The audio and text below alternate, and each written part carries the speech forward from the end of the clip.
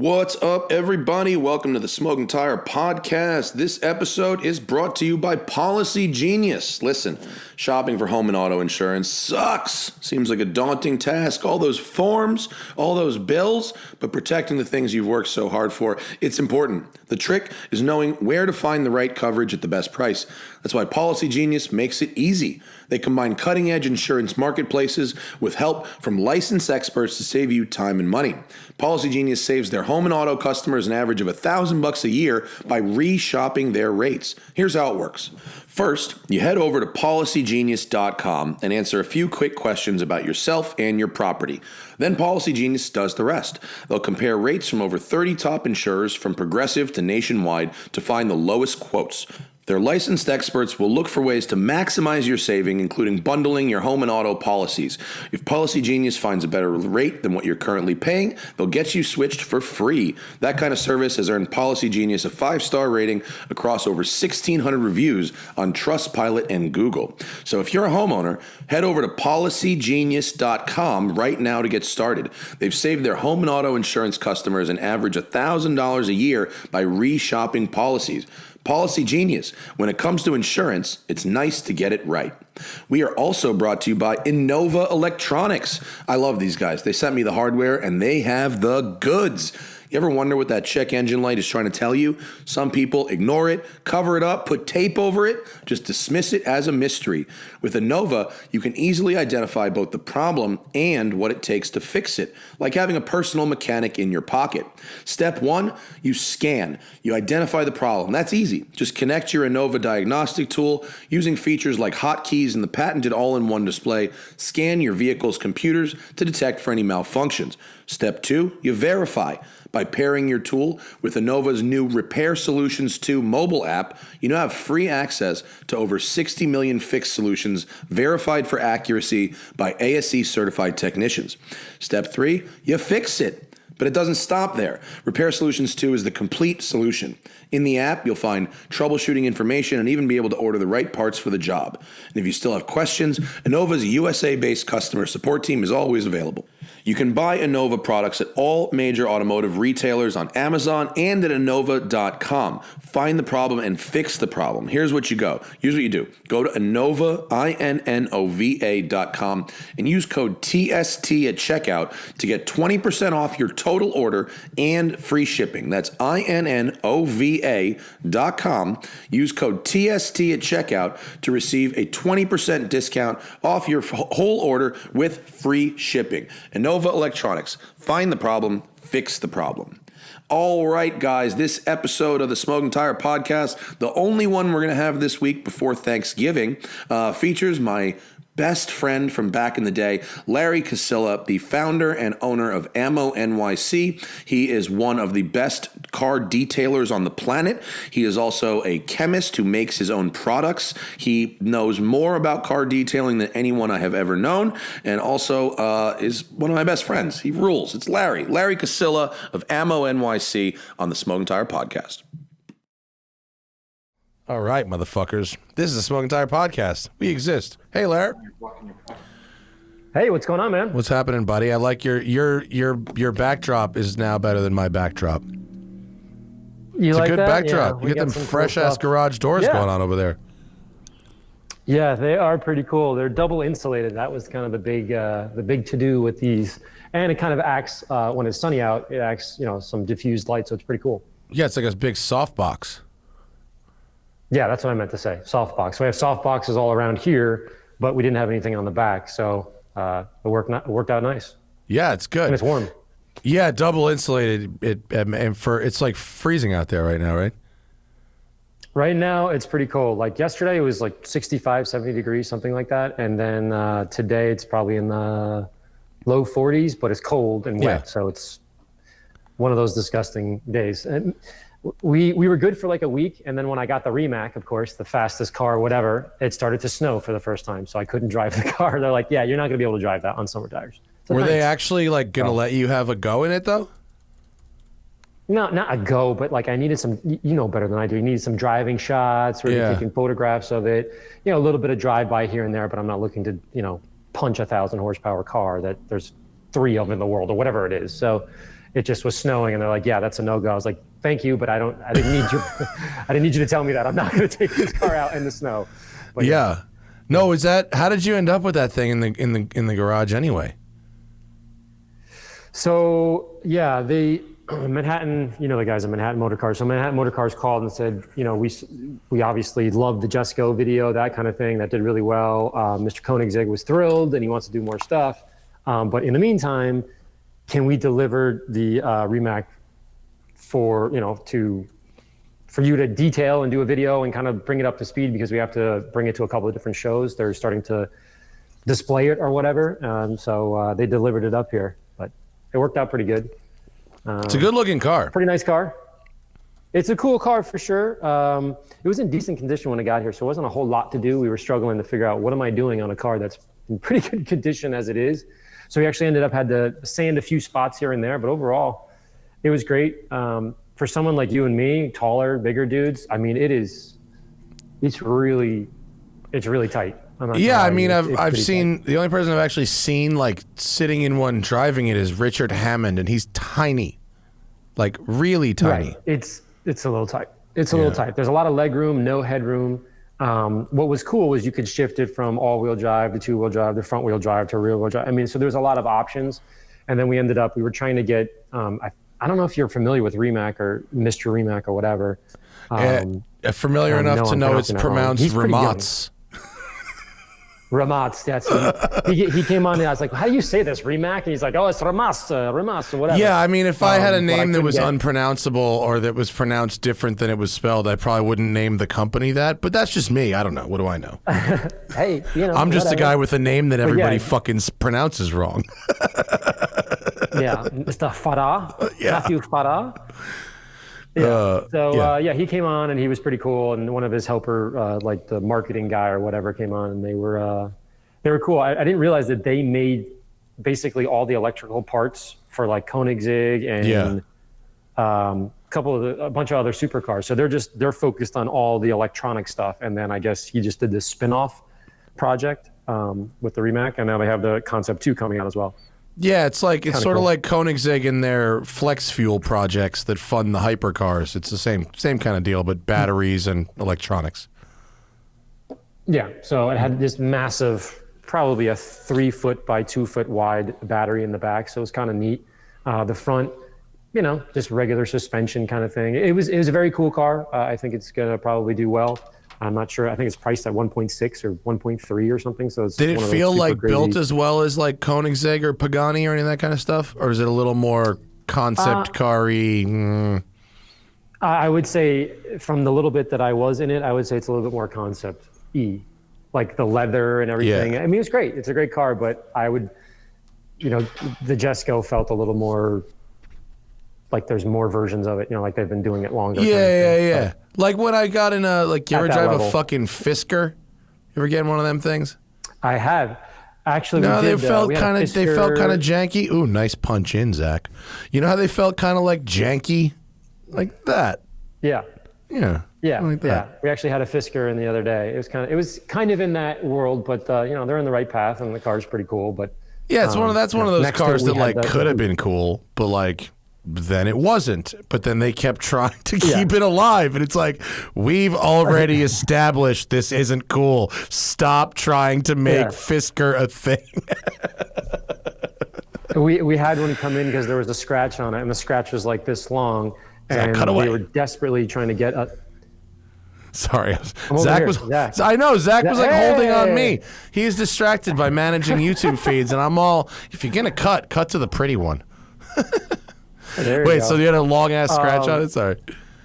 We had a really long scratch on one of them, and they basically said, do whatever you got to do, and the best that you can get out of this, great. Otherwise, there's nothing we can do. I'm like, what are you talking about? The part for that was $12,000 for one little piece. Yeah. On the Fisker, because they don't have any parts anymore. They don't, you know what I mean? Yeah. So, that's why you don't want a fucking boutique car like that. I mean, that car is just like. We had a customer, and I don't think that. It doesn't give away anything about the customer, but we had a customer that had a Model 3 with some cosmetic damage. Just it didn't even look like anything. But, you go to that Tesla authorized body shop, get the estimate, turns out like, poof, You got to remove and repaint fucking everything, and you get a shocking estimate for what it can cost to fix some real minor cosmetic damage in a car like that. And even, you know, compared to a Fisker, a Tesla is like a fucking Caprice, you know, compared to a Crown Vic compared to a Fisker, you know. Like, we had the boot in the other day. That thing is dude. Yeah. Yo, Jimmy G knows how to blow his money, dude. That thing is so sick. Dude, that was the most giggles I've ever had in a car. I'm telling you right now, not even like, literally, you hit the gas and you lift the front end. From stoplight to stoplight, like 100 yards, I'm going up in the air like this, and the car is coming back down again. People are losing their mind. There you go. That's it right there. Absolutely stunning car in terms of the feeling that you would get in when you get in the car. Everybody lost their mind. The exhaust is right here. I had a lady pull up next to me. Mind you, I have headphones on because it's so loud in there. This is the pre-runner, by the way, that one that Zach just showed. Yeah. So you have headphones on because it's deafeningly loud. And then basically this lady comes up next to me. It's almost like at a Central Casting. She has a Prius. I'm on the Beacon Bridge. There you go. She has a Prius and she's going like this. Roll the window down with her hand. And then I roll the window down, I hit the power come down. She goes, "That is too loud. You need to get this off the road," or whatever. And then, of course, in true fashion, I hit the gas and went up in the whole 9 yards. So we have this all on film, by the way. So the film is coming out in the next couple of weeks. It's an absolutely ridiculous car. We did 4 wheels off up at Monticello. They have a dirt track back there. Oh, yeah. And so we went it's all on film, like 4 wheels off. I'm screaming like a girl. I mean, I'm like freaking out because I didn't think. I went with Nat. You remember Nat Mundy? Yeah. Do you know Nat? Yeah, Nat. Yeah, so of Nat course I is know in Nat. charge of selling all the, he's in charge of selling the of all the cars. HK Motors. Wait, he's in charge of selling the boots? He's super cool. Yeah, dude. Nat Mundy is the salesman for the fucking Glickenhaus boot? You are correct. Yo, that's hilarious, bro. I got to come back east and have a go now. Yeah, Nat is the man. I was with him this morning. As a matter of fact, I have a piece over here that I can get up and show you. I'm working with Glickenhaus now and his son Jesse, and we're getting some stuff together. Basically, the 004s, the race car for the street that's built like the McLaren with the 1 seat in it. Yeah. With the 1 seat up front and the 2 on the sides. Yeah. That just came in this morning, literally this morning. And so they're building a package where the base, you remember, they're a mile from my shop. Yeah, they're in Danbury. Yeah. They're in Danbury. Yeah, there you go, Zach. So all of their cars, we're still working on it, so it's not definite right now, but all of their cars are going to get the basic package. And the basic package means you don't have to add any more. We're going to come in and put a clear bra on it. We're going to put, on my Reflex product on there. That kind of thing. So that's going to be base. And then the next level up is going to be a wrap, meaning we can change the color and do all kinds of crazy, wacky stuff like the picture you're seeing there. And then the next level up, again, this is all still in discussion, is for me to do a full concourse polishing of the carbon fiber. If you guys are going to stay, Zach, stay on that picture there because I'm going to get up. I'm going to hold this piece that I just got right here that's worth more than the building. Check this out. So are you polishing dry carbon fiber, or is there clear coat on it like paint? Yeah. No, it's dry. Can you see that right now? So hang on, Zach's got to go back full screen. Go full screen, Zach. All right. Can you see me? Yeah. Mm-hmm. Yeah, we can see you. So he's, oh wow, that's a beautiful piece. There you go. It's like a satin finish. Yeah. So do you polish that to a? Thumb? Yeah, down at the bottom. Yeah. Right. Those are the 2 pieces that came together. I'm trying to be careful because this piece is worth more than my building. There you go. I got Dan over here holding it for me.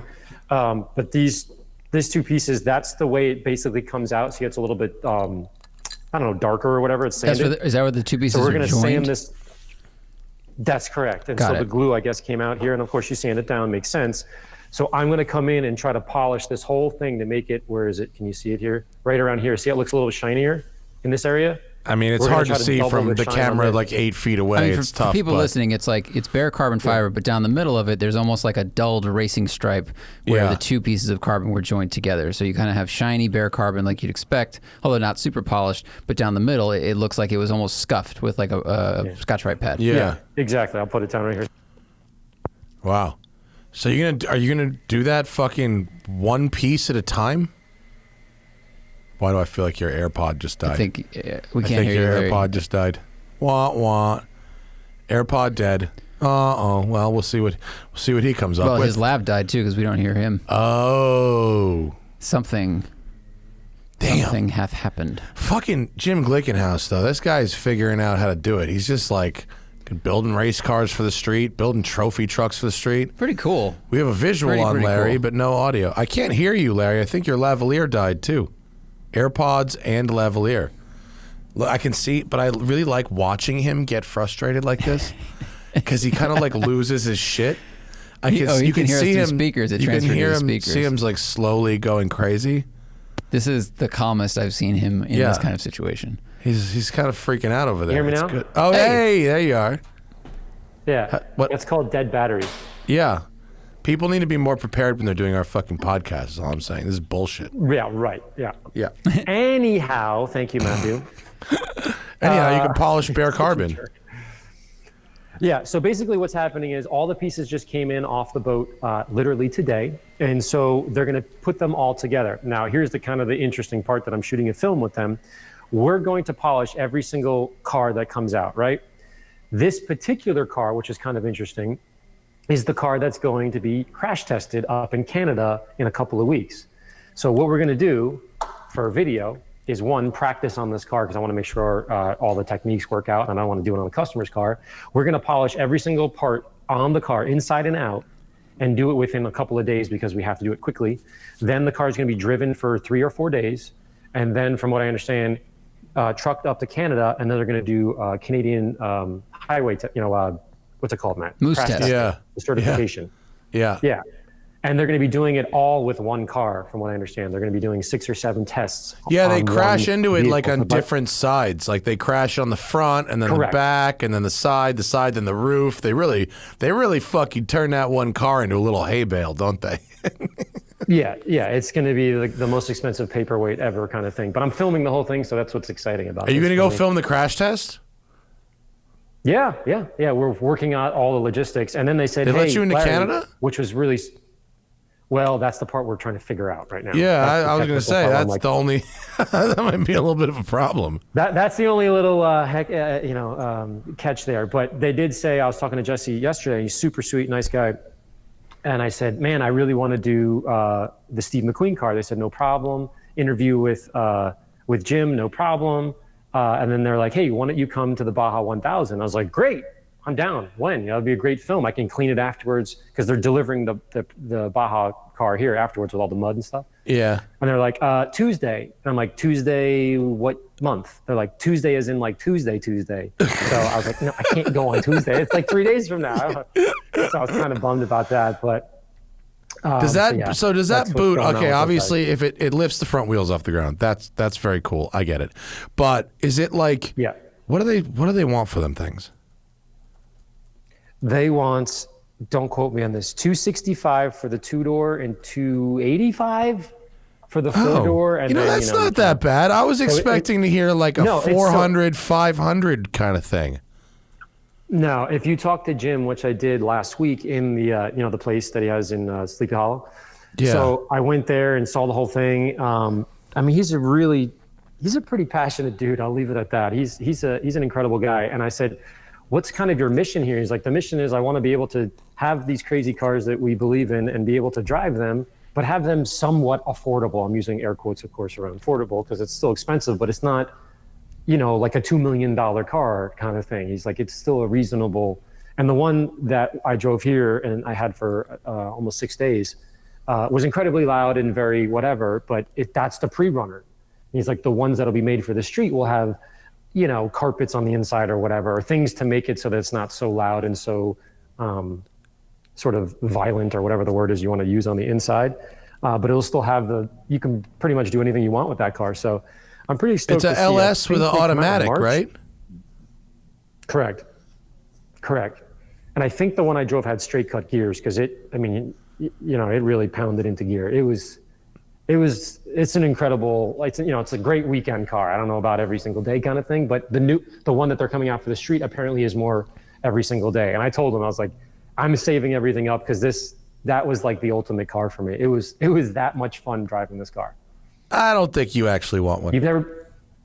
I don't think you don't want think one. so? No, I don't think you want one. Man, a 4-door, it would be amazing. I think you want one, but I don't think you actually want that. I don't think that you would. What?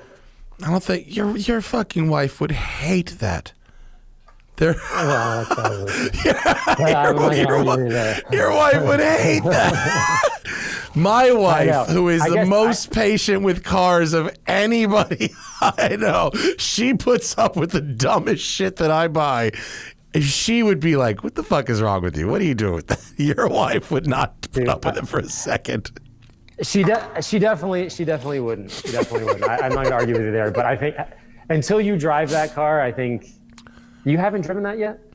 I haven't driven it, no, and I'd love to. Jimmy G, let's do it. Hit me up, Jesse G. Let's go. You have been in off-road vehicles before. Yes. There's something special about the torque and the soft suspension. You can rock the car around really easily. Like, it's super entertaining. I have been in big power trophy style trucks and off-road buggies that go really fast, and I've yumped Raptors over stuff, and my Safari. Like, I understand why a trophy style vehicle is so much fun. I get it, and if it's mid-engine, so it fucking can pull the wheels off, like, even better. I totally. I don't think it's. You tell me. I wouldn't call it good looking. No. I mean, it's not a pretty thing.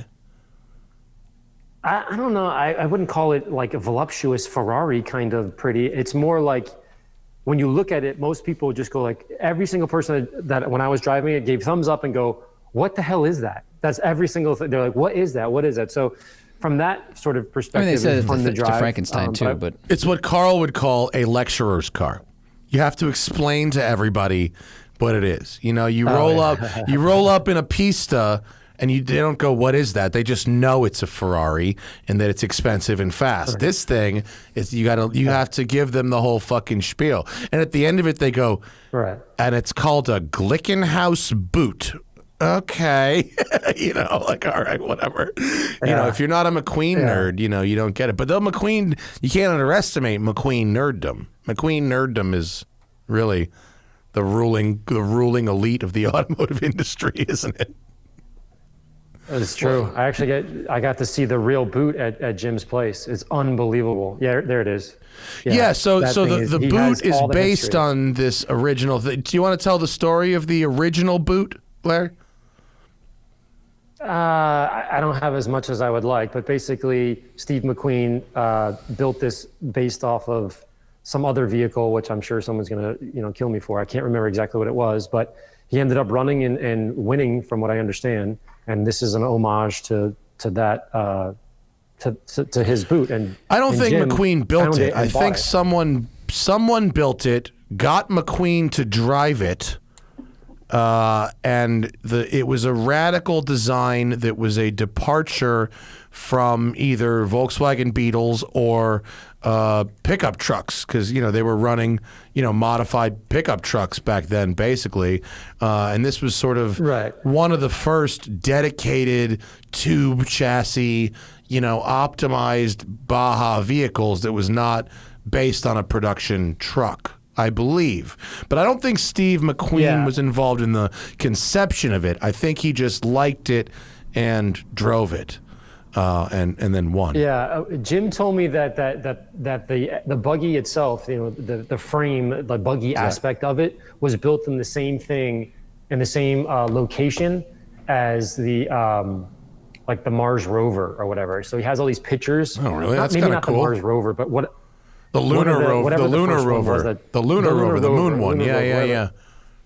Yeah. So when he has all these black and white photographs on the wall next to the boot in his place, where you can see them pushing the boot out of the same facility as this NASA vehicle. That's pretty cool. So Yeah, it's pretty cool. And he has the map, the original map that Steve used during his time driving it.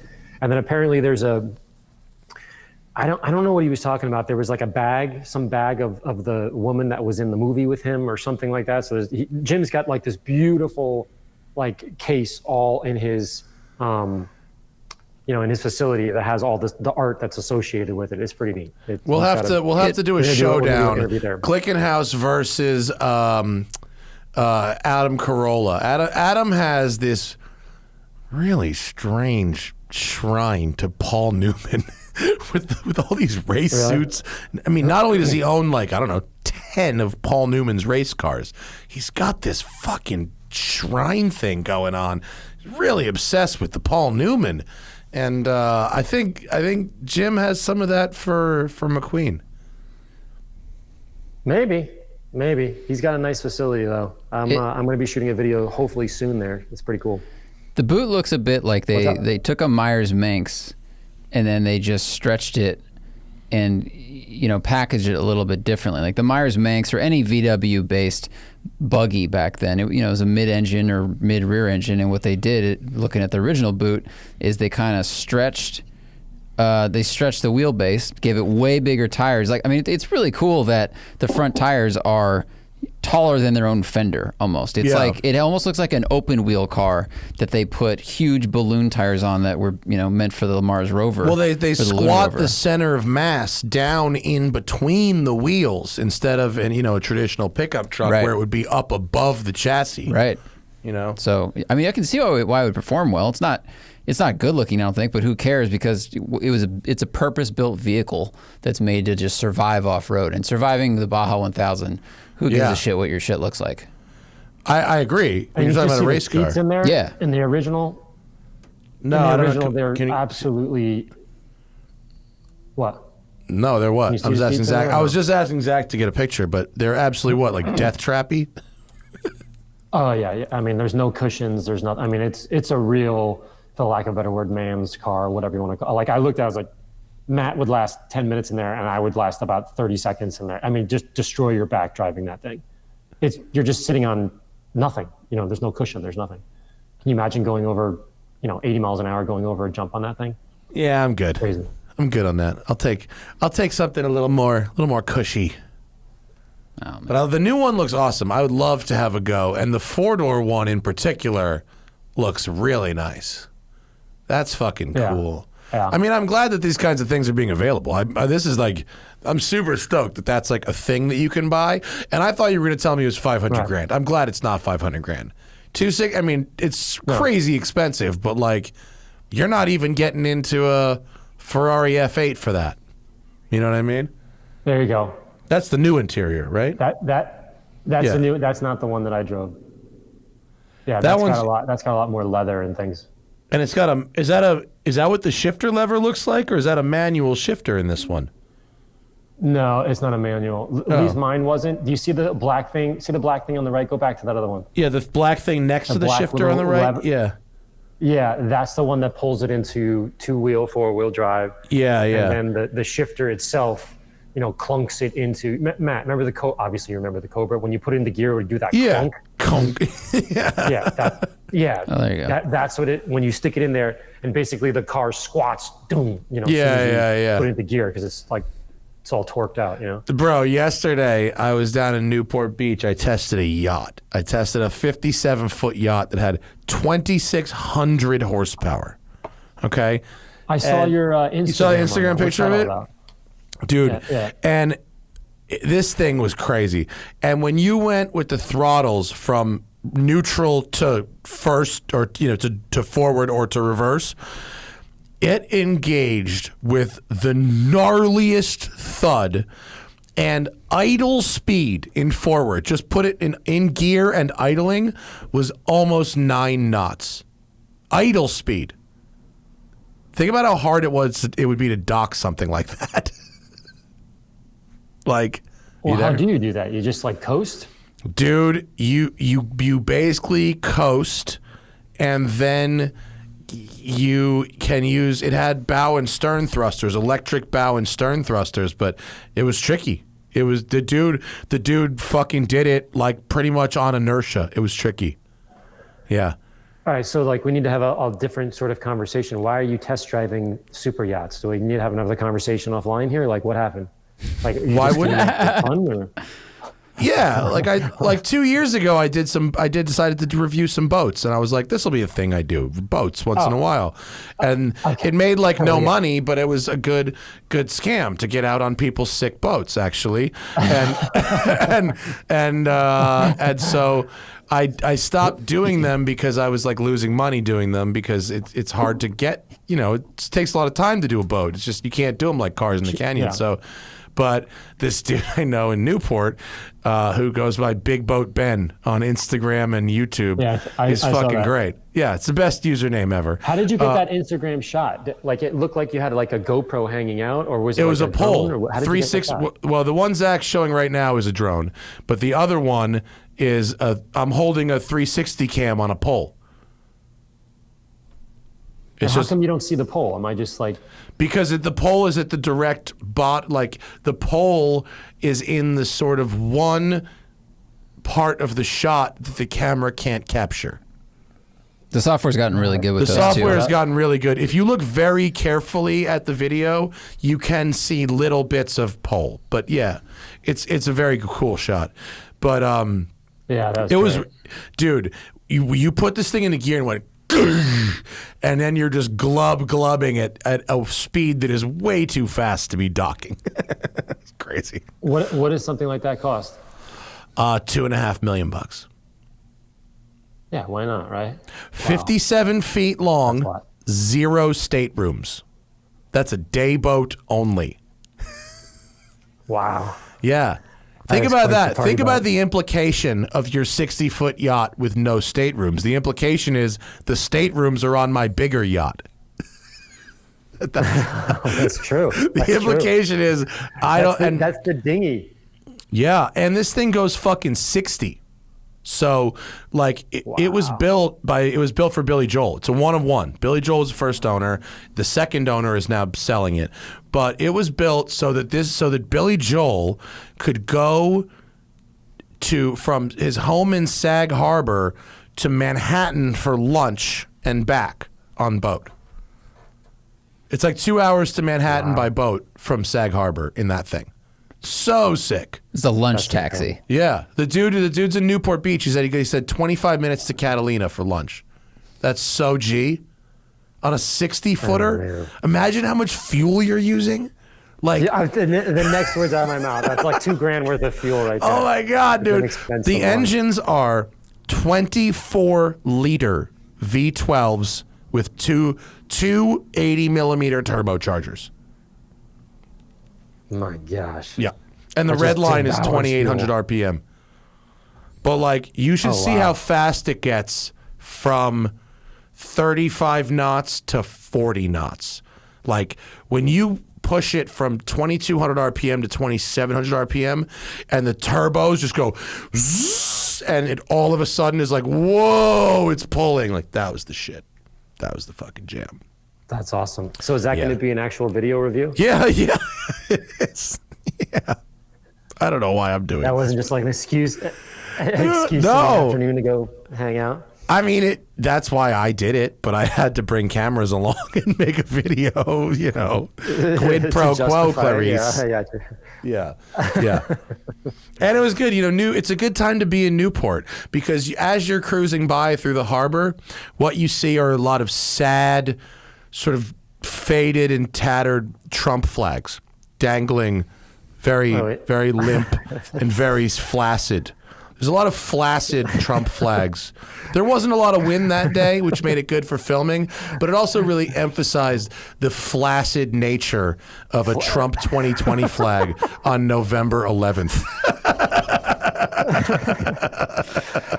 Is there a particular word you're focusing on there? Flaccid? It seems, The impotence of the California Trump voter cannot be overstated. Apparently not. Anyway. Yeah, I wonder where you stand, but moving on, yeah. Anyway, very cool.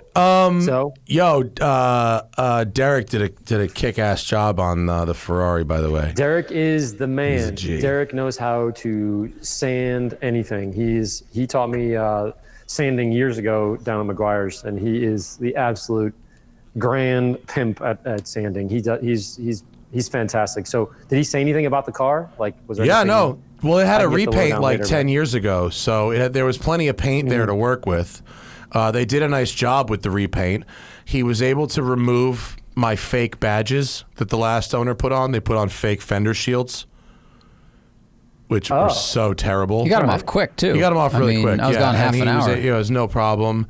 And I made a video. It's coming out next week, and it's he did a killer job. The car, remember when you guys did my Mustang and it was like a mirror? It's like it's like that. He just did an amazing job on it, and it looks beautiful. And he steamed the engine and the fucking whole thing. It's great. The steaming of the engine was good. How long did it take? He did 16 hours. That's a long day. It was long. Did he end up standing it or no? Like, what is he doing in that picture? Go back to that picture. Is he in that picture? He was claying, I believe. No, he didn't sand. No, he didn't have. He didn't have to wet sand it. He did not have to wet sand. He did a lot of clay. He did a lot of compound, cutting, and he did a lot of polishing.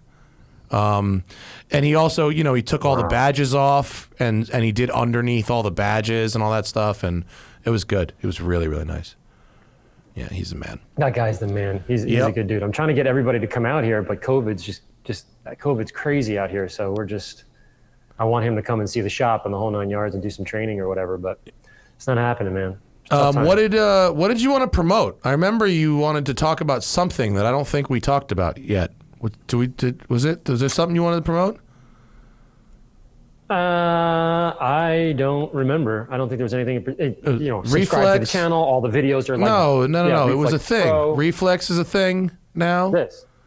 Reflex Pro. This is like a whole new version of craziness. It is. And what is it? Well, basically, it's my version or my answer to coatings, and I've been like super hesitant to come out because I wanted to make sure that like everything else, I've been obsessive about it and make sure it's the right thing.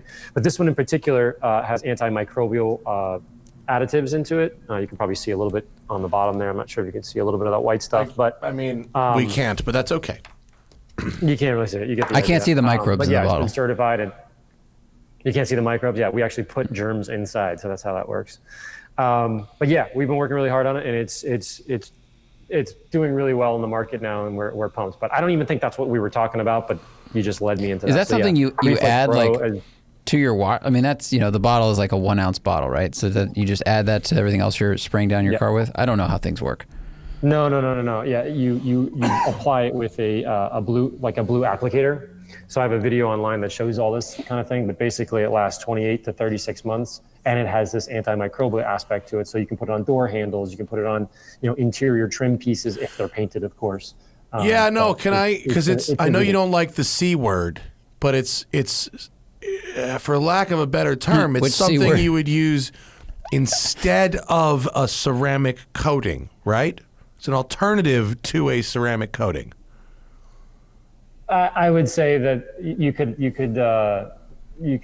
categorize it as that, but it is in that ceramic world to some degree. It's just a different. Basically, the way it works is there's resins, and the real mixing or baking of the cake or mixing the food. That's where the difference sort of lies in that. And ours is based in organic stuff. When I say organic, I mean inorganic versus organic, not like vegetables from the earth kind of thing. Organic is in it has carbons, etc. So. It's just a little bit of a different version, and it's non-flammable, which is a very big deal.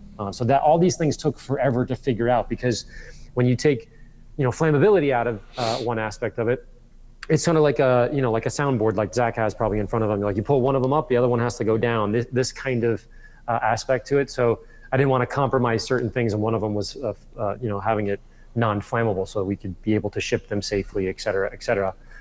So.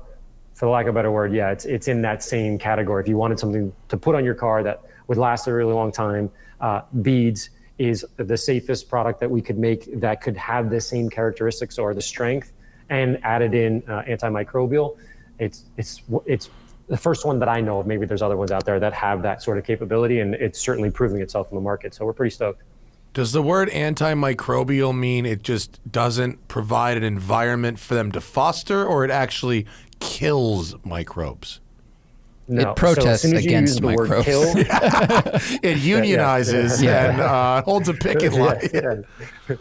Yeah, so this is all just that. No, as soon as you say the word kill, you have to be subject to EPA regulation and things like that. So no, it doesn't do any actual killing of anything. That's a whole other category. We don't hurt people. We talk to people.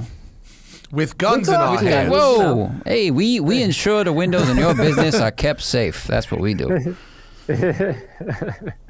So it just makes an inhospitable environment, and there's certain time frames within 24-hour period. It reduces it by X amount, et cetera, et cetera. So you have to get all that. You can't just say that. You have to get all the certification and whatnot. So here's some fucking weird shit that I just. Oh, sorry. Go ahead. Sorry. No. Go ahead. Go ahead, please. Well, because about these coatings, right? So at Westside, we're interviewing for.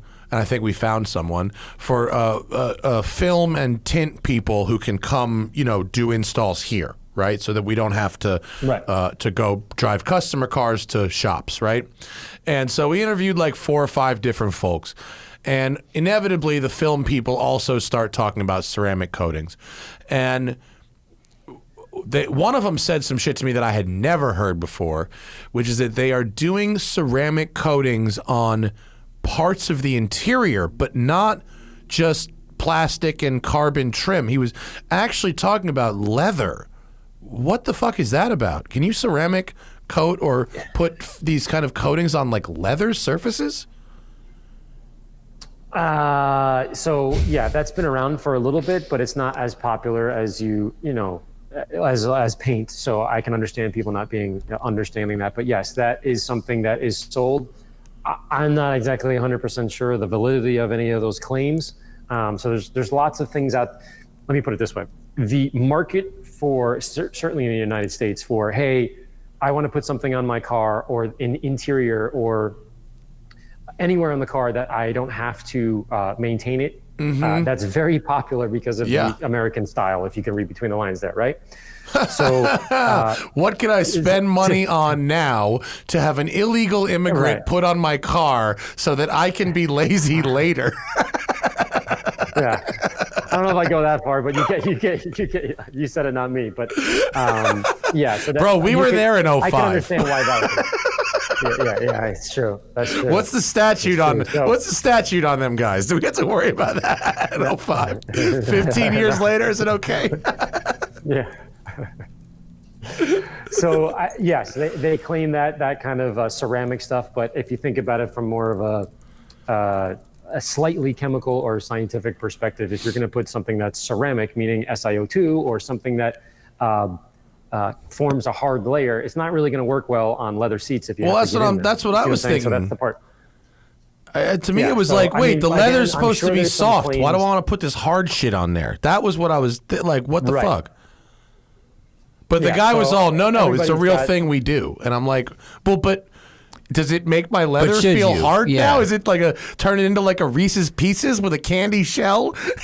Soft on the inside? Like, what the fuck? Basically, from what I understand, and again, I could be totally wrong and all wet on this because I'm sure there's something that they have that we haven't worked on yet, but it just basically makes things hydrophobic. I mean, that's just it makes it hydrophobic. So it gives you an extra second if something spills on it. But so does Scotch-Brite or Scotch Guard. Yeah. Like for the last 400 years, you spray it on your carpets or whatever. It's not. It doesn't make the coffee stain go away. It gives you that half a second to go, oh gee, oh crap, and then put a towel on it and soak it up. Yeah. That's kind of where that's at. But you can understand. I always think of it like Law and Order. You and I used to watch Law and Order in your Mountaineer, and you had 5,000 Law and Orders that we could watch in your right. DVDs in the truck. Yeah, we had DVDs in the truck. DVDs in the truck back in the day, and I had that in the Impala where you could watch a movie. It was brilliant. But anyways, thank you, Alpine, for bringing us the flip out. Yes. That thing was so big. Anyways, Law and Order, you have SVU, you have whatever the other ones are. You have this one. So if something works, they make 50 different versions of it, which I get. You know what I mean? So if a coating is going to work on a car, why not make one for wheels? Why not make one for glass? Why not make one for the interior? Why not make, you know what I mean? So that's where I think a lot of that motivation comes from. And I understand it's capitalism at its best, but to answer your question, I'm not 100% sure on the validity of those particular claims. But I know that detailers are making good money on it. So if people are willing to pay for it, then that's for sure. There's a lot. Everyone, you go to fucking any Cars and Coffee, and it's like the Lambo Club for sure. The BMW Club's all about it. They're all talking about their fucking ceramic coatings. They're always talking about that shit.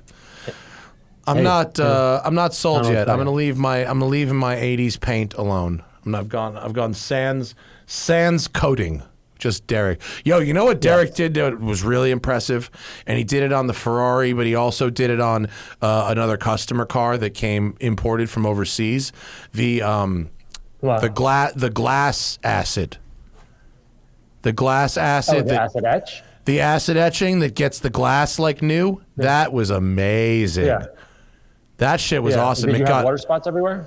Yeah, well, my windshield was just a little old and a little kind of, had some residue-y shit on it.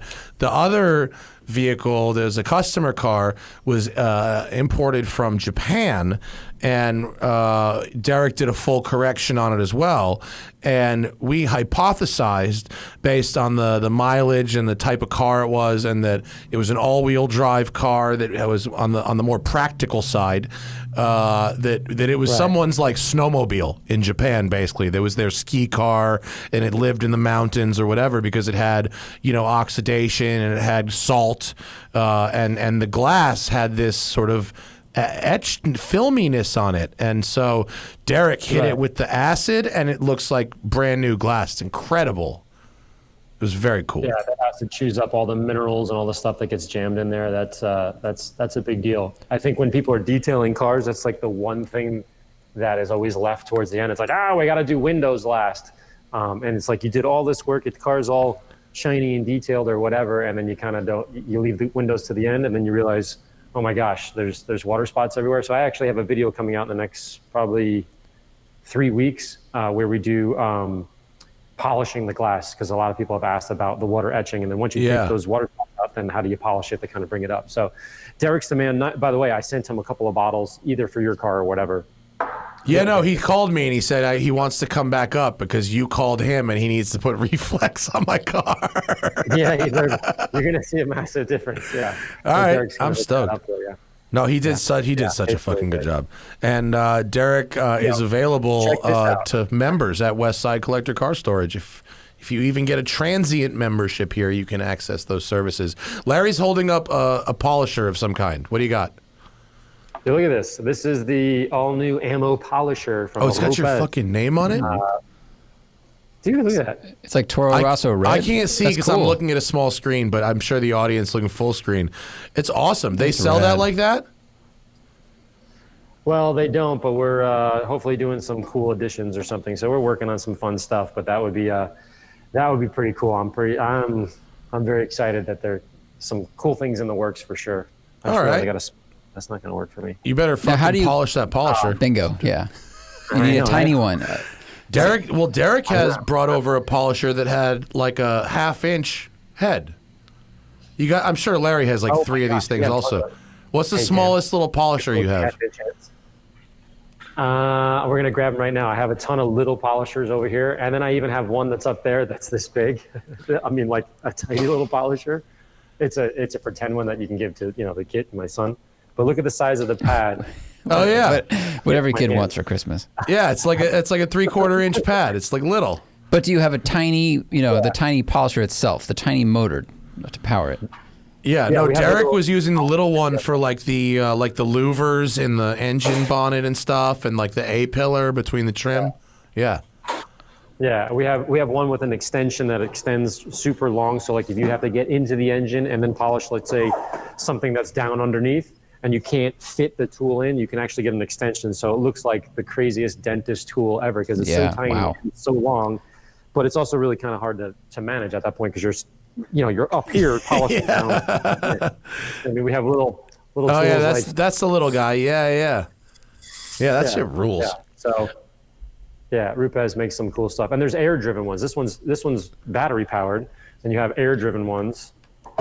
This is a 3-inch pneumatic. What do you need an air-driven one for that electricity won't do? Well, this is like the ultimate one.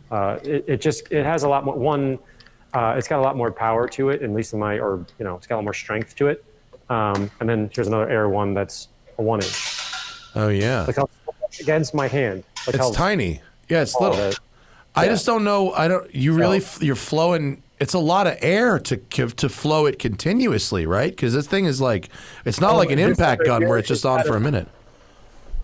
No, this thing right here, I can't tell you what it is. I can't remember it, but this one devours fuel. So when we made you see all the, right there, all the air, there's 6 of them, 1 there, 1 over here, and then 3 up here.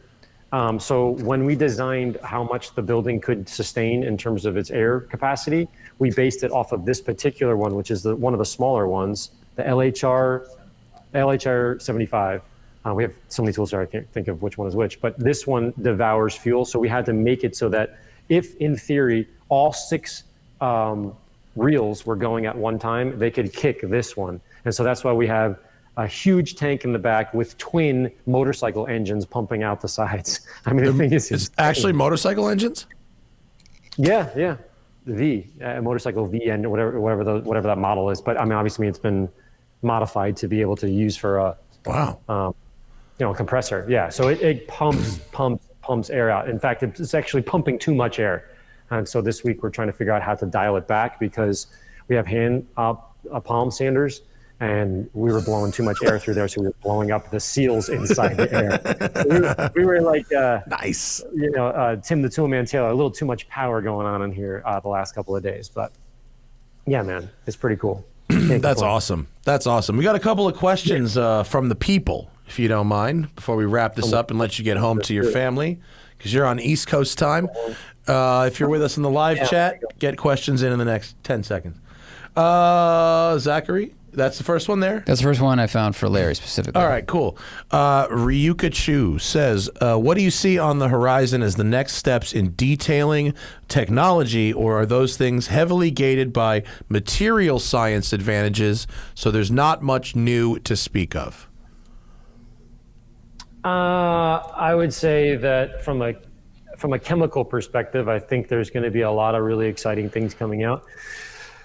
What people need to sort of realize is, from what I understand and from what the chemists are talking about, detailing is one of the lagging industries in terms of technology. It usually comes out on the higher levels, meaning like the government and, bridges and buildings and things, specifically with coating. So a lot of times when I talk to these coating manufacturers, they're like, oh, you guys, and they like rub your hair like, oh, you young kids down there playing with your detail stuff, you're so cute, that kind of stuff. They're like, we've been doing this for 30 years on government buildings and like the fleets of like Humvees in the Army. Like, think about it. They actually put coatings, from what I understand, at least in Canada, on their Humvees or their attack vehicles or whatever, because if they get hit with a nuclear whatever or drop a bomb of whatever, this is out of my world, then the entire $2 billion worth of equipment would be lost, where they couldn't be able to clean them off and potentially save their...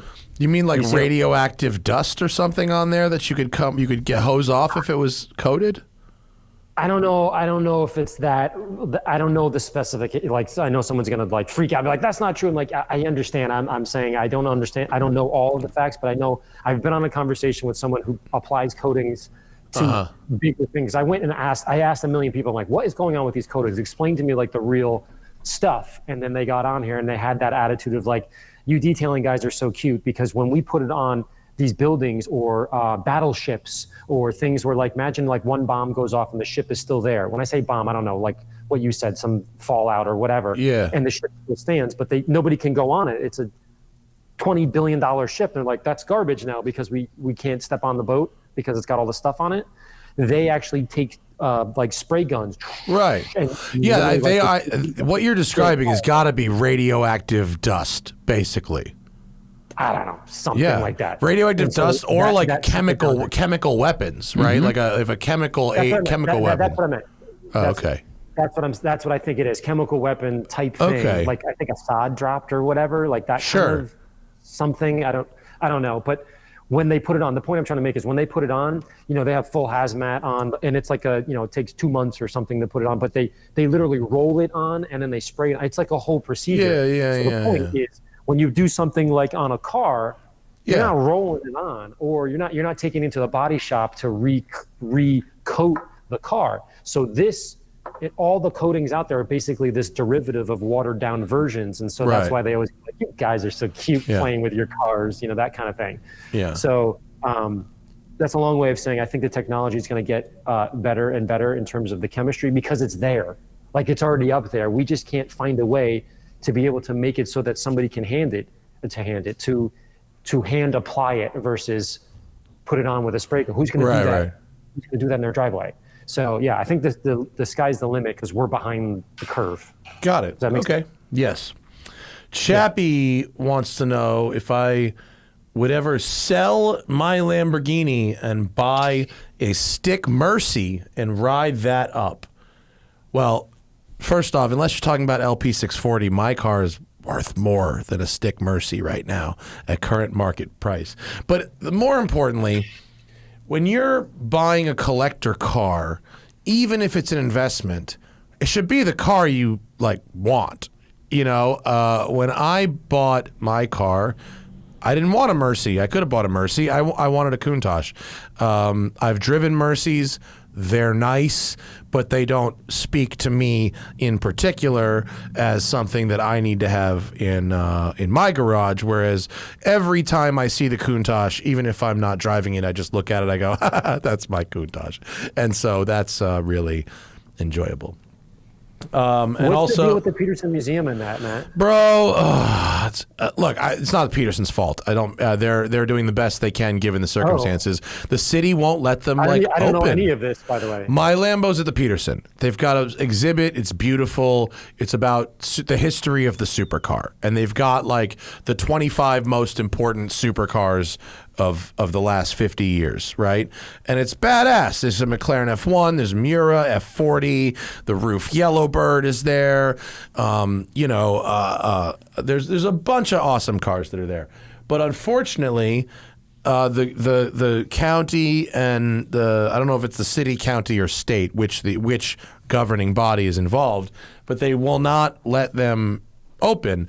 Now, given what we're seeing in this massive spike in COVID rates the last couple of weeks, maybe that's actually for the best. But it is frustrating a little bit because I tried to do a good thing by giving my car to a museum, hoping that people would get to see it, and they're not really getting to see it right now, which sort of sucks. I could be fucking driving it, So how does that work? Do you leave it for a certain? Did you have to sign a contract or something and leave it with them for X amount of time? Yeah. I agreed to leave it with them for 8 months. Oh my gosh!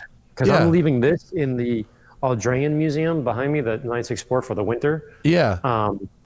But I don't have to sign anything or whatever. It's not necessarily. It's going in their fleet of cars. That's going up in Rhode Island in the next couple of days. I'm coming down to pick it up. Have you ever heard the Aldrean Museum? No.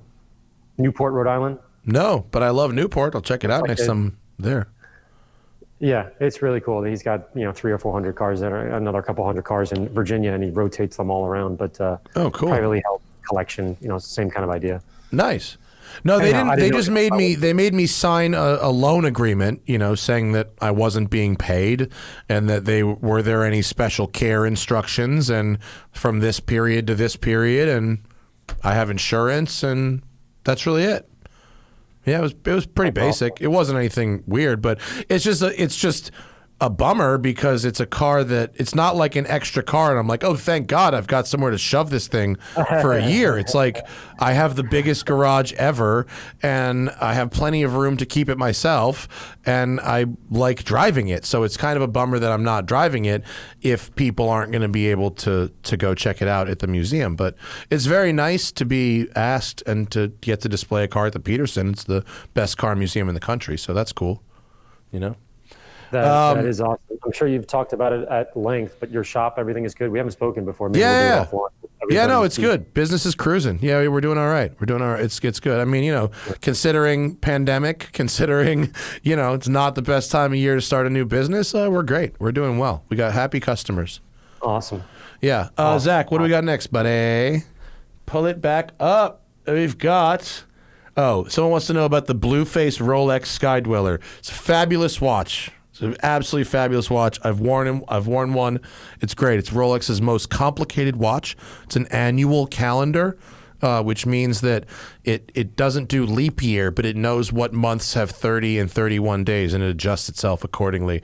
If I was that much more of a baller, I would have one, and I would never fault anybody for buying one. They would have excellent taste.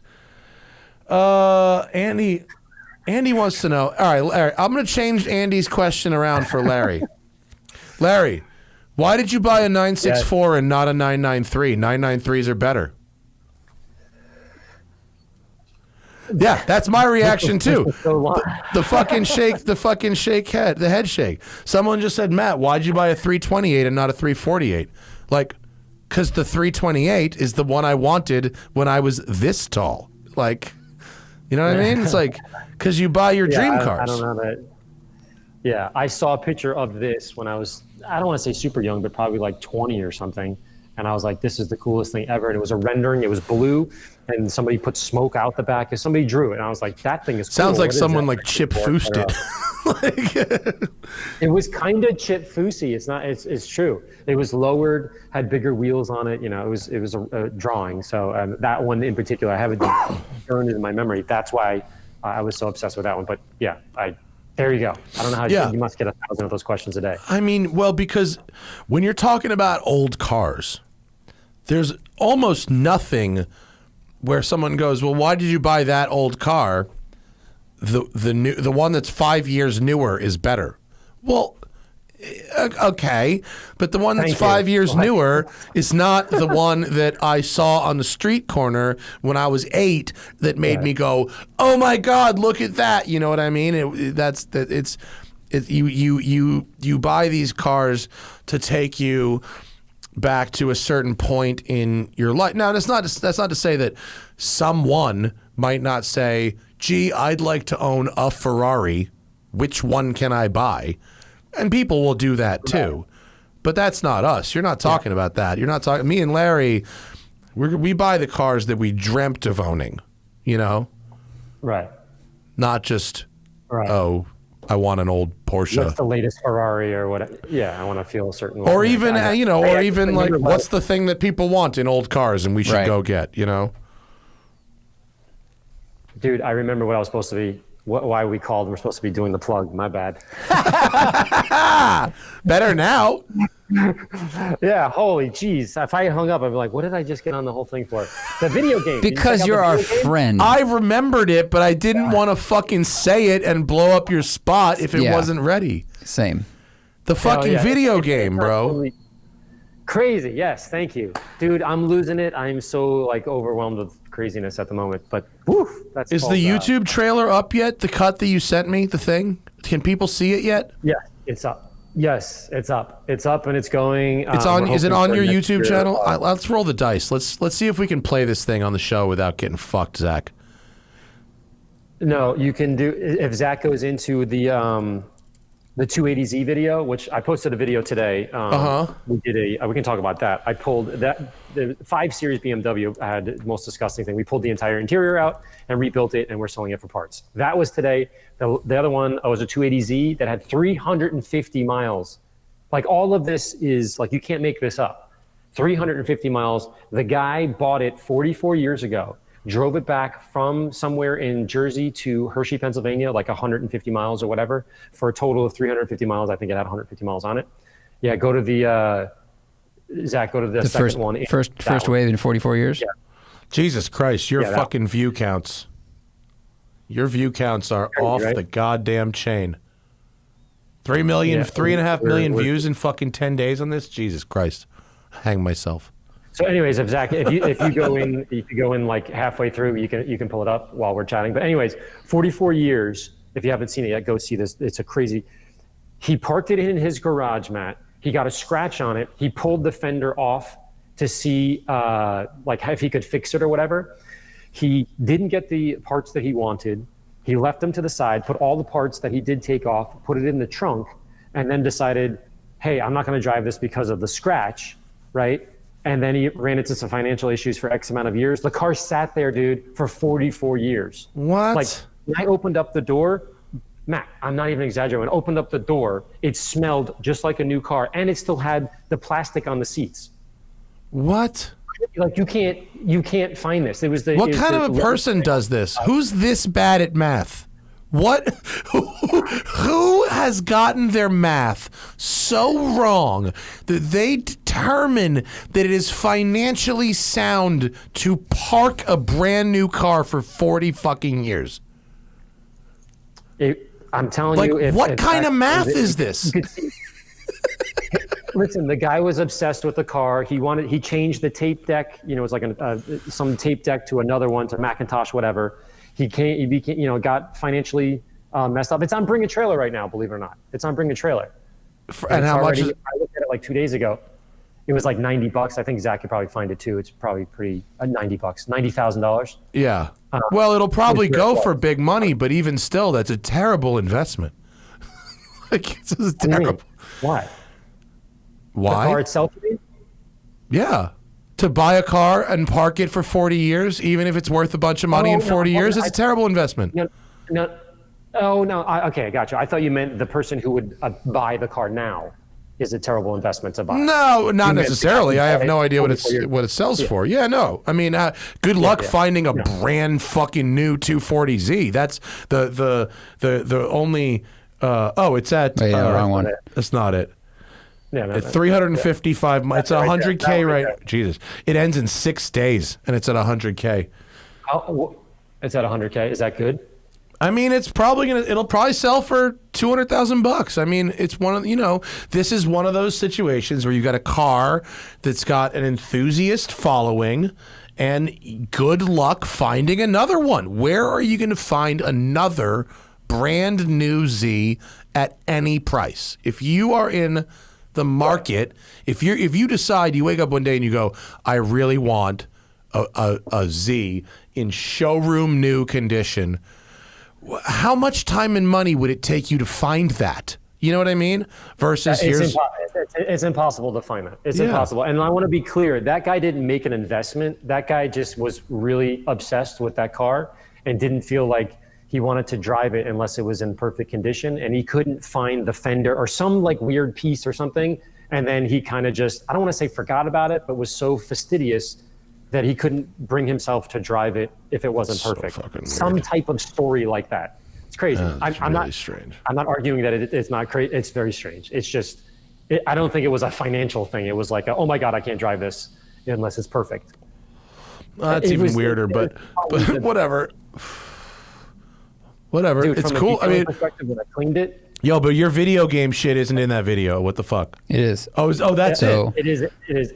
Oh, fuck. That's the video game. I thought that was the actual video. Are we showing this on the screen? That's this is the fucking game. Larry had a video game made where he goes into warehouses full of barn finds, pulls them out, cleans them, and then slangs them. This is a game. That's the car. See, that's the car that I did, the Mercedes. The one that got like 20 million views or whatever it is. So then we shampoo. That's fucking so sick. You got this foam gun. This is a pure, I mean, you need to be a massive nerd to want to detail cars virtually. I mean, I'm not going to lie. We're talking about... Dude, right now we have like from what they're telling me, we have like the most amount of added to wish list kind of thing. So it's definitely going to go through from what I can see for it to be built. You know, you have to have enough people to, otherwise it's not worth building it. But the graphics are amazing. Yeah, it looks really, really good. You sent us this trailer, I don't know, a few months ago when you were starting the idea, and I remember Matt told me what the thing was, and I was like, that's ridiculous. And then I looked at it, I was like, oh shit. I mean, if you're gonna make a detailing video game, you did it correctly. Like the graphics are insane. You have all the different tools there, and you got a lot of like really cool lighting details on the cars and the dust, and the whole thing looks pretty realistic, dude. But let me ask you a question, Larry. Is as of today, right now, November 13th, does anything playable exist, or is it here's this awesome conceptual trailer that we have to raise funds or interest to then build a playable game? No, it's the interest aspect, and I'm pretty darn sure that we've checked that box, and we're good to go at this point. Now it just has to be built, but it's not like we have to get $10 million to figure out how to make the game or whatever. It's just but what we're looking at is not what you would call gameplay footage, right? It's a concept trailer, right? Yes, that's correct. All right, I'm not trying to like fucking interrogate you. I just want to know how far along the fucking thing is all. This is cool. No, it's going to be pretty darn close. Pretty darn close to that. I mean, if the gameplay looks like this, it's pretty impressive. Is it like in what ways could you fuck up the car? You know what I mean? So you don't want it to be just like click here to polish. So like, how could it go wrong so that you're not just going through these steps and it's actually a challenge? Yeah, like you can miss spots and things like that. So that's one thing. If you don't like vacuum in a certain way, like you see like there's dirt there, like so you actually have to physically do things. So that's but there is a level to your point. It's not like I don't know, when you put a game on like easy mode and it's like you swing the bat and all of a sudden it's a whole car. It's not like that. Yeah. A little bit of, but there's also not it's not all the way to the other end too. So it's somewhere in the middle where it's realistic, meaning like, you understand what I'm saying? You're not just yeah hard either. Is the idea that it's for phones? It's a mobile game? Yeah. Cool. That's awesome. Where do people go and add it to their wish list or whatever it is you do? Yeah, it's on the bottom. Zach, there's like a whole long name. I can't remember what the name of it is. But pull up the thing. Where do you tell people to go? Jesus Christ. You just basically search it in the Steam store. Is that pretty much the easy instruction? Yeah, that's where we're doing it, so you can add it to the wish list. Yeah, and there's then once not. you get on the wish list, once it's live, then Right. So just search for it in the Steam store. Car detailing simulator, ammo. You will find it. Or go to that Steam video. What? Yeah, more importantly, go to the video. Go to the ammo video and then go from there. Yeah. And subscribe. Yeah. You've got fucking bro, what are there 4,000 comments on in this video of the Jesus Christ? Yeah, but I'm trying to figure out, Matt, do you know what the best way is to get people to, like, the notification thing is my issue. Like you've been doing this longer than I have. I can't get people to get notified. Like they have to click the little bell next to it's the subscribe and then the bell. How do you get them to, like, how do I remind them to do that within the video without being so like flat-footed? You have to be flat-footed. Yeah. Yeah, you got to swallow I don't do it, and that's why I'm not good at YouTube. But the people that are good at YouTube are all like and subscribe. Right. I probably need to. Yeah. You and I don't like feeling fucking dumb. That's why we don't do that. But it's to our own financial peril. Do with a graphic too, but it's just instead of telling people to subscribe, you got to tell them now to like also hit the notification button, because I had someone yesterday who was like, "Hey, tried that on my latest video." Right. I mean, I think also we are facing a new challenge where people have content from so many different places that they might be subscribed to 20 YouTube channels and they might have clicked the bell on 10 of them. But if they don't look at their YouTube inbox, or if they don't have it set up to email me when Larry puts a new video up, they might come hit us up and go, "Hey man, I didn't get notified about your video." It's like, you probably did, but you didn't see it. So we're chasing the attention of all these people that have so many different media sources. Yes. Yes, indeed. Right. Hey, did you guys see that I put Doug in there as well? You told me we didn't play the trailer until the very end, but yeah, there's a Cars and Bids integration, which is very kind of you to add Doug to your game. I was trying to help him out, and when I first got him, he's like, "I'm really busy" or whatever, and I was like, "Okay, but I have an idea that I think you might like. If you want to call me back." He seems to be a busy fellow there. So. I'm sure he is. He said he's run 1,000 auctions already. That's a lot. Wow. I can only imagine. Yeah, that's a lot. That guy kills it. I don't know. His retention is just out of control, but he's a whole other story. He kills it, man. That is a machine. Well, we've talked to him about it. It's because he's a freak. It's because that he likes things that you and I don't like. The opinions of lots of strangers in his face all the time. Like, he likes that, and we don't like that. So that's the difference. Honestly, that's the difference between 1 million subscribers and 1.5 million, or 4 or 5 and beyond with this industry. That's the difference. So basically, people come to him and just like ask him a zillion questions. Is that basically? And he's about it. And they send him stupid shit all day on the fucking internet, and he's about it. And he engages in the dumbest shit, and he likes it. And you and I go, you know, we don't have the capability. We can't do it. And most people can't do it. It's free. It's fucking freaks like what, you know. People have your neuroses and craziness and obsessiveness lends itself very well to detailing. Me being loud and obnoxious lends itself to fucking making videos, you know. But the thing that holds me back is I don't really like people that much, and so I like making videos, but I make videos by myself in the middle of the goddamn desert, you know. Doug, you know. He really likes those interactions with those people, and I don't mean I don't like people. If you see me on the street, please say hi. I'll be nice to you. Like, that's not what I'm trying to say.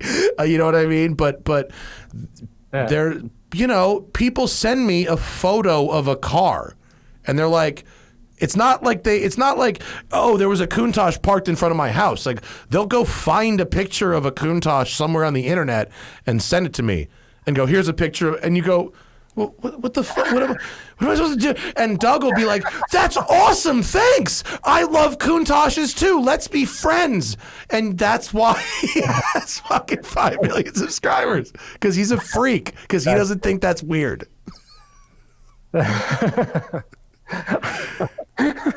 So don't beat yourself up for not being like having his numbers, because you and I are more like each other than we are like him in that regard.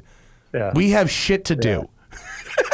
Also, Larry, you know, 2 weeks ago, your 280Z video, it has 3.5 million views. Yeah, and by the way. A month ago, you did another one that has 3.5, like, you know, you're not you're not getting like 20,000 going, I don't know how to crack this YouTube. Yeah, game. right. And your videos, I was about to say, you were bitching about notifications. Meanwhile, your videos regularly exceed your subscriber numbers, which is not a common thing. So whatever you're doing, that's good. Your problem is that you're not doing more of it. You should just be doing that.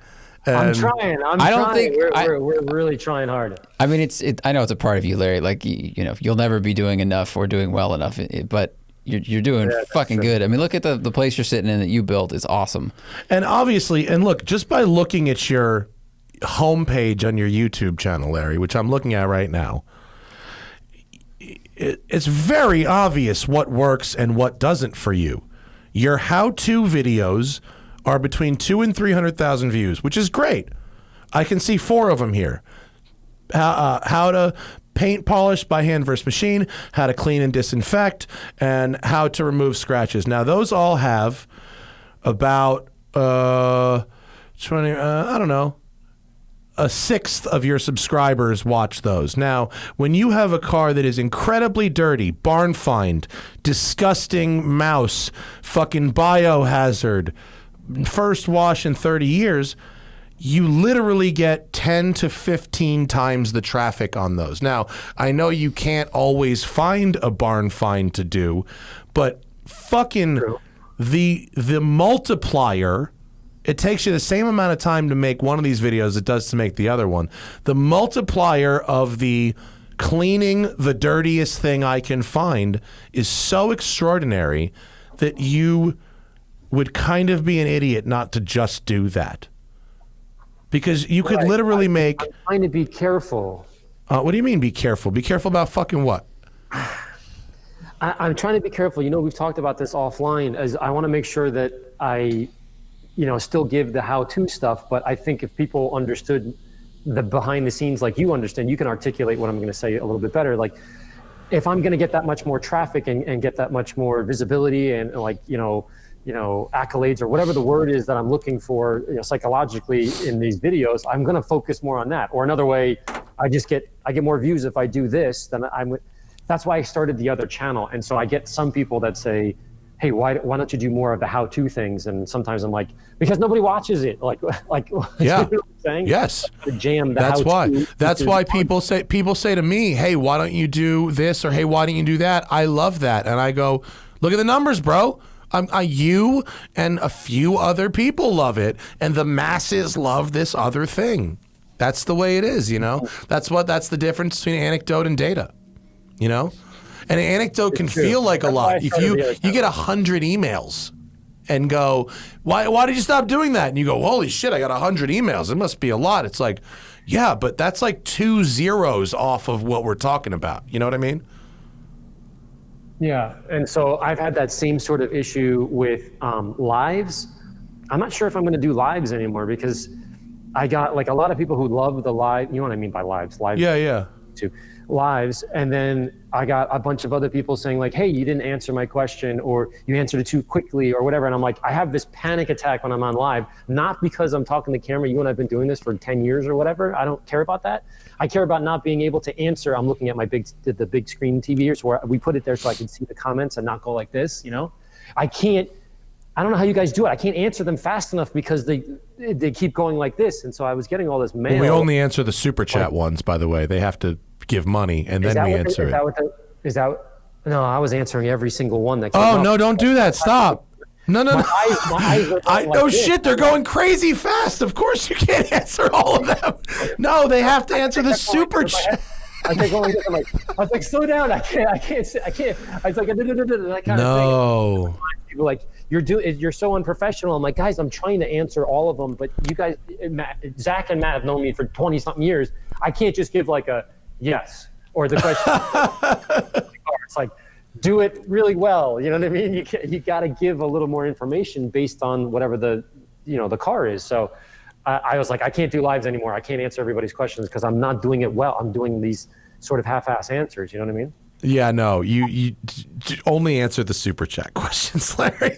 If it's not about being greedy with money, it's about just that couple of dollars that it takes to do the super chat. It gets a higher level of commitment from your question askers than just being able to toss it out there. They're a little more invested in your answer, and you get a much more reasonable number of questions. Yeah. That's right. The thing. That's why I started the other channel too. So now What's the other channel? My whole nerd stuff. It's called AMMONYC Studio. Oh, got it. Like I just tried to keep it as close as possible. So like, hey, I put anything up there where I'm like pontificating on something. I put a 2.5 hour detail video up there that we just did like straight detailing. It's on you'll see AMMONYC Studio. Zach's looking it up. But so there, I basically have released my guilt in that channel, meaning anything up there that's super nerd where I don't care if it gets 1,000 views or 10 million views. I mean, obviously I'd want more, but I don't look at that and go like, darn, it didn't get the views that I want to. And I'm only getting, 10 or 20,000 views. Great. I have 30,000 subscribers in 2 months or whatever it is. So yeah, that's my release. That's almost like a podcast channel. Basically, I don't spend like a week. Right now I'm spending almost 4 days editing each video, and I'm shooting the video in 2 or 3 days. So that's not good. That's not good math. That's not a good look. No, it's not a good math. So no, we need to work on that math. I'm pouring my heart into these videos right now. So it's you got to do both. You got to do both ends of that math problem, dude. You know that. We've talked about this. You can't just do the one end of the math problem. But that's okay. Now I understand why you want more subscribers, because you're fucking putting a week into a video. Even if it does 4 million views, a week's a lot of time, Yeah. It's too much right now. So I'm trying to figure. I have 12 videos in the can, and I'm pulling. Oh, I can tell you guys this. I'm pulling a Grand National from Staten Island. Read between the lines there. A Grand National from Staten Island. I'm sorry. Let me be entirely shocked that you found a Grand National in Staten Island. I put that up on a tee for you. I was going to let you knock that out of the park there. So that one, it has it's got blood on it. 500 miles or something. Yeah, it's got 500 miles, and I'm going to be pulling that one out next week. So I have these amazing videos, And I would put one out one after the other, but it's like, how do you do that? I gotta hire like a Nino. Is Nino still even around? Yeah. Yes, he has he's an Edits TV, and he has a clothing line that's doing really well called Di Florencio Fashion. And it's not like, by the way, it's not a bullshit, like Nino himself is sewing the clothes. Like he makes the fucking clothes. Yes. Yeah. Right, so he actually has like a boutique, awesome. Di Florencio Fashion. There it is. That hat I just saw him wear the other night at dinner. It was good. He's got some. Let's just say, Larry, it's not, you and I wouldn't necessarily look good in it, but if you look like Nino, it's perfect. Yes, he's a unique look for sure. The coat is cool. No, he makes some cool shit. He actually is. He's gotten very good at making clothes, and he's hand making every single item. And he did this thing with magnets. So like he built these scarves that have magnets in them that you can wrap them weird ways, and then some of the shirts have it, so you could like, if it's hot climate or whatever, just style stuff. Like, your scarf will magnetically clip to your shirt, so it doesn't like blow off in the wind. It's actually pretty cool. Very clever. Gotcha. Yeah, it's kind of interesting. I'm happy for him. That's awesome. Yeah, that's good. Dude, I dig that guy. Yeah, Nino's chilling it. Dude, we got Inside Edition coming here pretty soon too. Oh yeah. Is that Mario Lopez? Is that Inside Edition? Which one is that? Is that entertainment? I don't know. Isn't that an Inside Edition of the investigative thing, or it used to be? Are you in trouble? It used to be. No. So like right now, because the videos are going like crazy, the 280Z got picked up by WPIX last week. So it was in Right This Now, Right This Minute, where there's like 3 people on the panel and they talk about cool videos or whatever. That was on TV, which is cool. Inside Edition, we're very close to figuring out this deal for a 1 episode thing where this guy down the street has this van, a really, really sweet man, older guy.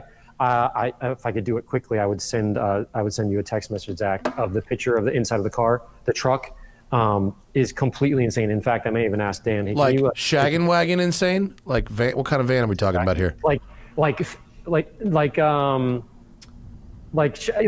wagon type of van. But when I tell you the whole thing is full from beginning to the front to the back, and then the driver's seat itself has stuff on it, and the older gentleman sits down on it. Now, I wanted to be really careful because he's an older guy. He's an engineer. He feels like he can like restore all these things. Zach, we're going to send you a picture of it, and then hopefully you can put it up real quick. He just sent it to you now. And I said, hey, they're dying to do this. I'll clean your car for you, but I wanted to make sure that, tell me when you get it, Zach. He's working on it. Man. Yeah. You'll see it. You'll see it, Larry, when he's got it. This old man. Okay. So he finally agreed to it, and we're supposed to have a phone call tomorrow or Monday, whatever day it is, Monday. And I think we're actually going to pull every piece out. Now, he's got like saws in there. He's got like lathes in there. What is it? There's a table in there. I mean, just like everything you could ever imagine. Like he has a whole shop in the van?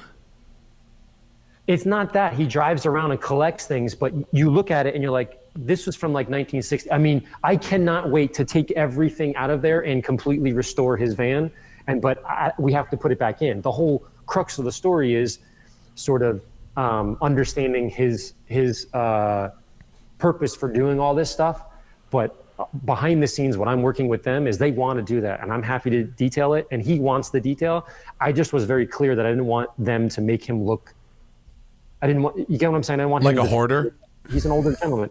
Yeah, I didn't want him to make him feel bad about all that stuff. So that's what we're doing, and hopefully, if that goes through, that's going to go on television. And we're doing a PBS special. Are you ready for this? In Northern Africa.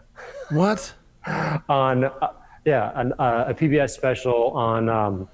It's called Off the Beaten Path, where they follow random people, and they have a 13-episode thing where they follow random people doing like weird jobs. So I'm going to be restoring one of Glickenhaus's cars in the episode. Wait. Like I'm sorry. The YouTube videos. Wait. You're going to Africa to restore one of his cars? No, the video is going to. I can see how you would get. That'd be cool. I'm confused. We're gonna be restoring his car, and this is a PBS channel from the U.S. government, but apparently it airs in Africa. I thought you were going. I was like, but he's in Danbury. I was like, you're going right there. You're gonna fly to Africa. I'm going the furthest away that I possibly can to do a car with. Oh, dude, the guy's van. This van, bro. I mean, listen. If you're trying to not use the H word about this person, I'm trying not to, is what I'm trying to do. Well, I'm sorry. Did you say you're going to detail it and then put it all back? In the back. Well, I was gonna. The part of the video was for me to pull it all out and sort of categorize it for him and like see like what like is real and what's not, and like if there's something in there from like the, literally from the 70s. Homie, you are getting in way the fuck over your head. You don't know what this guy's gonna fucking. If you think that's over your head. Bro, what if this guy freaks out? Have you ever watched an episode of Hoarders before? These people fucking freak out when they start taking shit out of their houses. They decide that they need 100 years worth of newspapers. This is going to go bad, dude. I know. Do you have social workers fucking ready for this, man? You're going to have, I can just picture you. You're going to end up, either between 1 and 100 times, you're going to say, hands in the air. I don't know anything. I'm just the guy who cleans the car. Zach, I sent you another picture of the back. Check that out too. But yes, there were 2 pictures. I bet I can guess what the back looks like based on the front. Yeah, I'm a little concerned. I mean, it's full. The back van is full. Best described as exploded, full. Packed. Yeah. If you had things in a van, all down. Like if you drove 2 vans back to back and one was full and one was empty, and then the full one they slam on the brakes together and all the stuff went from the full one to the empty one, that's kind of how it would look in the back here. Yeah, right. Dense, really densely packed. Yeah. Okay. Good luck with that, Larry. Anyhow, bring a social worker. There you go. Yes. All right, that's our fucking show. That was a good one. I'm gonna let you get back to the kid and the wife, and yes. I hope I'm gonna put a vote in for your video game. I don't really play video games, but I will if it means I can detail a fake car for sure. It's gonna get me across the bridge, buddy. Thank you. I'm just fucking around. You're gonna make. You know what? I'm gonna make fun of you, but you're gonna get fucking rich. That's how that works, right? That's exactly how it works. Yeah, I'm gonna sit right by the mailbox and wait for that. You will be laughing all the way to the bank with that video game. Folks, go watch Larry's videos. AMMONYC is the YouTube channel. AMMONYC Studio is the long-form educational content. Larry's a man who gets dirty. He's like the dirty jobs guys, but of cars. That's pretty much what it is. It's like I think the audience just likes to see someone put on a hazmat suit and be around disgusting shit. That's how it works, right? You're 100% right. And you can buy Larry's products at ammonyc.com. At Westside Collector Car Storage, we exclusively use ammo products on the cars that we detail here. And so Larry, you'll be happy to know that after our inventory management system was in place, since we had that phone call, which was on October 22nd that we had that phone call, we have only finished 2 bottles of product since the 22nd of October. That's good. So that's good. Our product. Gun, that's where you get nailed. Yeah, the foam gun. You use it for the videos and you use it for the real fucking dirty cars, but you do not use it for the regular washes. That's for sure. Yeah. Yeah, we have a new website. Here's my plug. We have a new website coming pretty soon. That's going to be insane. And then my podcasts start up as well. There's my plug. I knew there was something else I needed to remember. New podcasts coming out because obviously we have the room upstairs, so we're starting to build up all the podcasts and talk about nerdy detailing stuff. So I'll have more information on that very soon. There you go. All right, man. It's a good show. Have a good weekend. Yeah. I'll talk to you soon, brother. Thanks for doing it. I appreciate it. Yep. Next time. Thank you. Next time, how about you get your fucking shit in order before we start? I'm just saying. Yeah. On that note, goodbye. All right. Peace out, bitches. I'll see you later. That's our show. Have a good weekend, everybody. Good night.